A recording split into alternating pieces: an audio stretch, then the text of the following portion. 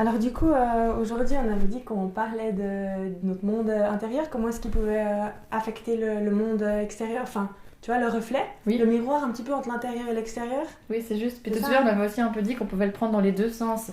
En fait, ça va ensemble. Quelque part, c'est je m'appuie sur ce qui se passe à l'extérieur pour m'aider, pour changer mon intérieur. Mais en même temps, le seul contrôle et le seul pouvoir que j'ai, c'est de changer à l'intérieur pour que ça change l'extérieur. Donc finalement, c'est un système dans les deux sens. Mhm, c'est juste, ouais. Et puis si on prend un exemple Mhm. concret, on pourrait se dire peut-être une situation qui nous est désagréable, Oui, quelqu'un qui nous manque de respect. par exemple, ouais. Donc en fait, on pourrait le retourner à l'intérieur en disant ok, cette personne me manque de respect et se dire où est-ce que moi je me manque de respect. C'est ça Exactement, un on petit pourrait peu dire ça, et puis on pourrait même aller un peu plus loin si on fait un peu l'entonnoir, comme on disait. C'est-à-dire que c'est où qu'on me manque de respect? Est-ce que c'est la manière dont on me parle? Est-ce que c'est le fait que on me dit quelque chose et on le fait pas derrière? Est-ce que c'est le fait qu'on me laisse tomber? Est-ce que c'est le fait... tu vois, on peut aller Mhm. loin dans le manque de respect. Et si je vais chercher ça sur ce que je reproche à l'autre, ben, je peux aller faire ce miroir à l'intérieur de moi. Est-ce que si c'est parce qu'on me parle mal? Quels sont tous les moments où moi je me parle mal? Et forcément que l'être humain, il est bien fait. S'il y a quelque chose qui lui manque à l'intérieur de lui-même, il veut que quelqu'un d'autre le comble de manière naturelle. Donc si moi-même je me parle mal parce que je me culpabilise ou parce que je m'encourage pas suffisamment, dès que quelqu'un me fait culpabiliser ou m'encourage pas, ça va me fâcher. Mais c'est parce que c'est moi-même qui ne me l'apporte pas. Je sais pas si ça te parle dans ce Oui, sens-là, mais... ouais, vraiment. Et surtout, on peut pas changer le monde extérieur, c'est pas possible avant de changer son intérieur. J'aime bien plutôt le mot guérir, avant de guérir son intérieur. Mhm. Parce qu'au final, c'est comme si on avait chacun des petites failles, Oui. et c'est à nous-mêmes de les combler. Il n'y a personne à nouveau qui va dire, ok, toi, il y a ça, toi, il y a ça. C'est à toi de sentir quand est-ce qu'il y a une situation désagréable à l'extérieur où tu te sens pas ok, où tu te sens pas bien, où tu te sens pas valorisé. Mhm. Et puis de retourner comme un miroir, Oui. tu vois. Par exemple, ça me fait de la peine parce que cette personne, elle m'ignore. Oui. De reprendre au présent et de dire, moi aussi je m'ignore. Ou est-ce que je m'ignore? Est-ce que j'ignore mes besoins? C'est-à-dire que, par exemple, je dis oui quand j'aimerais dire non, Oui. ou le contraire. Oui. Ou est-ce que j'ignore mes ressentis? Ou est-ce que... Et puis de faire vraiment exactement comme un miroir. C'est ça, et t'as remarqué aussi souvent ce qu'on va faire enfin, l'être humain de manière globale, ce qu'il va faire en premier lieu, c'est d'aller reprocher à l'autre. Il m'ignore, c'est pas sympa, il est pas cool, ou je sais pas, on va aller projeter ça sur l'autre, on va aller critiquer l'autre, on va aller juger l'autre, on va aller reprojeter sur l'autre. Et donc ça demande, je trouve, un travail assez dur quand même de se dire c'est moi qui suis responsable, c'est moi qui génère. Il faut que j'arrête de reporter sur l'autre ce qui au fait dysfonctionne chez moi. J'ai une faille chez moi, mais c'est tellement plus facile de base de chaque fois d'abord aller dire c'est à cause de. Et là c'est de se dire non, c'est à cause de moi. Et ça paraît un peu bizarre, des fois je sais pas si t'as déjà eu ça, il y en a qui me disent mais je vois pas en quoi si je m'abandonne plus on va arrêter de m'abandonner. Ben si, je crois qu'il faut prendre le risque de se rendre compte que c'est notre seul moyen de contrôle. On peut pas faire que les gens arrêtent de nous abandonner. Alors essaye par toi, et après tu vois que pour de vrai, ça change à l'extérieur. Donc ça demande de devoir se dire je suis responsable de ce que je génère. C'est hyper puissant ce que tu dis. Et je trouve génial que finalement que l'extérieur c'est un parfait miroir. Mhm. Donc au lieu d'aller contre et puis comme tu dis de rejeter entre guillemets la faute sur les autres, c'est un méga bon outil. C'est hyper précieux parce que tu peux dire ah ok, où est-ce que ça va pas puis tu remets à l'intérieur. En fait ça vient vraiment pointer du doigt ce qu'il faut guérir chez toi. Puis alors nouveau hein, c'est facile à dire mais t'as vraiment tout sous les yeux. T'as tout qui se déroule sous les yeux, t'as rien besoin d'aller chercher ailleurs. Tout ce qui te convient pas à l'extérieur, il faut simplement comme le redresser, le remettre chez soi et guérir ça. Mhm. Et aussi, on est tous comme vibration. Donc du moment que tu changes ta vibration, que tu guéris cette faille, t'auras plus la même énergie, ça va plus dégager, ça va plus vibrer pareil. Et du coup, le monde extérieur devra s'aligner automatiquement avec ça. Donc tu auras différents retours. Mhm. Et même peut-être cette personne qui auparavant te manquait de respect, du moment que tu as guéri la faille en toi, la relation va changer. Mais tu n'auras rien, forcément, pas forcément dit quelque chose ou tu vois, exprimer quelque chose à la personne, simplement en toi changeant ton énergie. Et puis je pense qu'on oublie que c'est notre pouvoir, qu'il est entre nos mains en fait. Et personne ne peut te le prendre. Et c'est ton pouvoir. Tu peux créer au final tout ce que tu veux grâce à ça. D'accord? C'est hyper fort ce que tu dis. C'est surtout que l'extérieur, il est là aussi pour nous aider. comme tu le disais aussi, parce que si on se dit, ok, j'ai des choses qui fonctionnent pas chez moi, j'ai envie de les changer, on se pose avec nous-mêmes, c'est pas facile d'aller chercher à l'intérieur de soi, de se dire c'est quoi qui bloque. Parce que notre mental, notre ego, il va pas nous dire, il va pas nous ouvrir les portes de ce qui va pas chez nous, genre bah vas-y, non, on n'a pas envie, ça fait peur, ça fait mal, c'est pas agréable, donc on pourrait se poser avec soi et on sait pas quoi faire. C'est pour ça où on se dit, mais l'extérieur c'est un levier magique, c'est là pour nous aider, c'est en train de nous montrer, regarde ce qui va pas, parce que si t'allais que dedans toi, tu trouverais pas les réponses. Donc c'est une pièce de théâtre devant nous pour nous faire changer ce qui va pas. Donc c'est à notre disposition. Donc soit on peut se victimiser et puis se plaindre de l'extérieur, on l'a tous eu fait, et on le fait tous parfois, ou alors on se dit je suis responsable et je viens changer ça. Il y a aussi cette idée de se dire après comment on le fait. Je sais pas quel tips tu pourrais donner aussi, mais dire ok, j'ai remarqué que je m'ignore, qu'est-ce que je fais concrètement?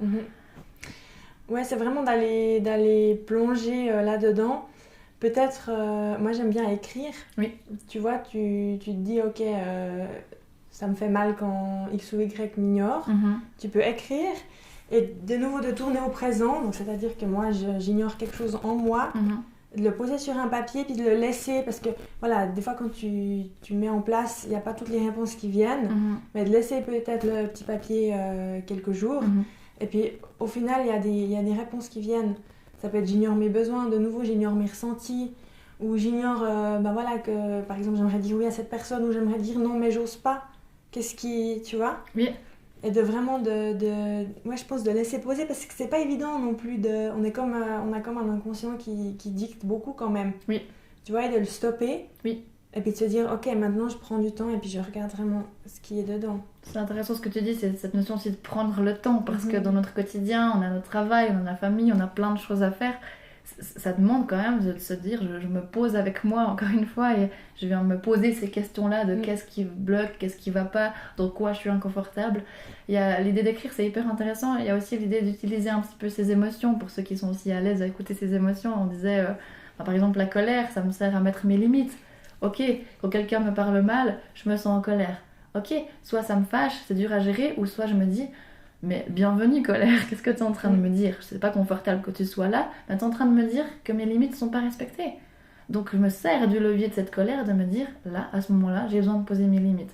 Est-ce que c'est en l'exprimant à l'autre, ou pas forcément? Est-ce que c'est à moi-même que je dois faire autrement, me positionner autrement? Donc c'est aussi d'utiliser les messages, encore une fois, de son corps et de ses émotions pour se dire, là, on me donne encore une fois, tout sur un plateau, entre guillemets, parce qu'il faut-il encore arriver à déchiffrer le plateau, mais c'est un peu ça l'idée.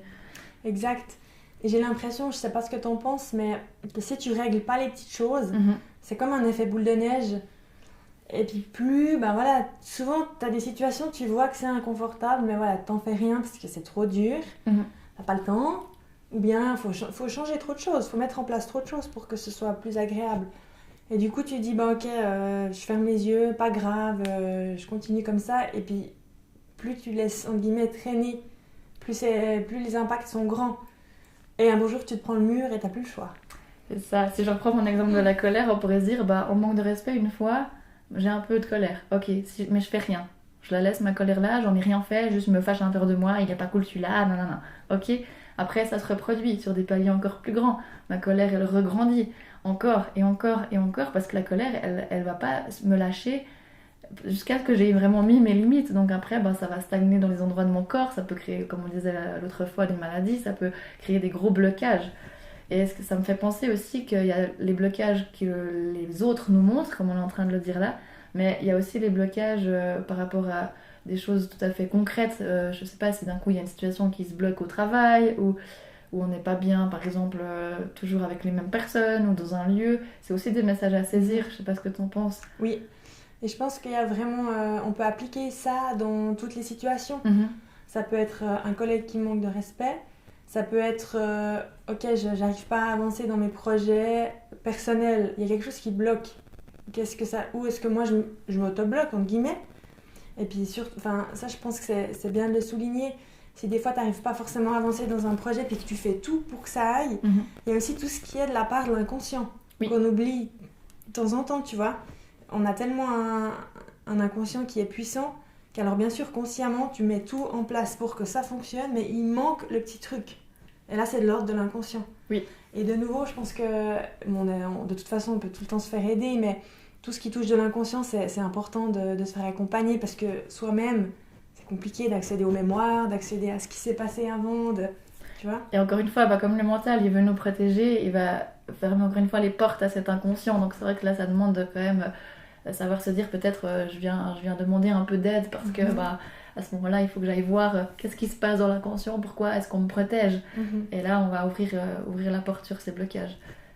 Oui, et puis je pense que ce travail-là, en guillemets, on peut dire difficile à faire parce qu'il faut tout retourner vers soi. Oui. Mais il faudrait commencer par prendre déjà un petit domaine et puis dire déjà, et si je commençais par changer ça? Le but, c'est pas de changer sa vie en 7 jours et de se dire, il n'y a rien qui va, il faut qu'il y ait tout qui change du jour au lendemain. C'est des petites choses qui prennent du temps pour se mettre en place.